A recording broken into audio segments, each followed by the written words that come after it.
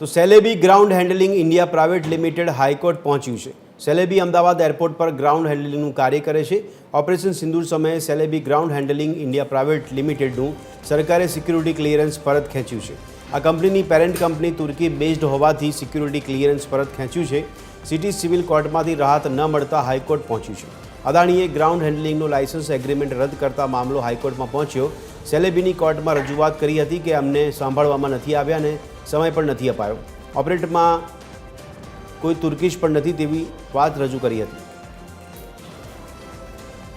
આજ અંગે વધુ વિગત આપી રહ્યા છે અમારા સંવાદદાતા મૌલિક જણાવશો કે અહીંયા એવી રજૂઆત કરવામાં આવી કે કોઈ સાંભળવામાં નથી આવતું, ઓપરેટરમાં કોઈ તુર્કીશ પણ નથી તેવું સેલેબી કંપનીએ રજૂઆત કરી છે।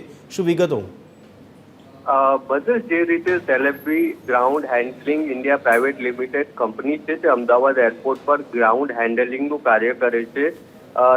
જે રીતે ઓપરેશન સિંદૂર થયું તે દરમિયાન આ સેલેબી જે પ્રાઇવેટ લિમિટેડ કંપની છે તેને સરકારે સિક્યુરિટી ક્લિયરન્સ છે તેનું પરત ખેંચ્યું હતું અને તેને જ લઈને અદાણીએ ગ્રાઉન્ડ હેન્ડલિંગનું લાયસન્સ એગ્રીમેન્ટ છે તે રદ કર્યું હતું અને તેને જ લઈને આ જે સેલેબી છે તે સૌથી પહેલા સિટી સિવિલ કોર્ટમાં પહોંચ્યું હતું, પરંતુ ત્યાંથી રાહત ન મળતા હાઈકોર્ટમાં સમગ્ર મામલો પહોંચ્યો હતો, જેમાં હાઈકોર્ટમાં સેલેબી દ્વારા રજૂઆત કરવામાં આવી હતી કે અમને પૂરતો સમય છે તે આપવામાં નથી આવ્યો અને તેની પહેલા આ કાર્યવાહી છે તે કરવામાં આવી છે।